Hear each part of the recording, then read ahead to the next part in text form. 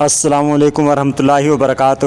الصلاۃ والسلام علیک یا رسول اللہ صلی اللہ علیہ وسلم۔ صحیح مسلم شریف میں حضرت ابو ہریرہ رضی اللہ عنہ سے روایت ہے کہ حضور نبی کریم صلی اللہ علیہ وسلم نے ارشاد فرمایا، 5 نمازیں ایک جمعہ سے دوسرے جمعہ تک اور ایک ماہ رمضان دوسرے رمضان تک درمیانی عرصہ کے گناہوں کا کفارہ ہیں، جب کبیرہ یعنی بڑے گناہوں سے پرہیز کیا جائے۔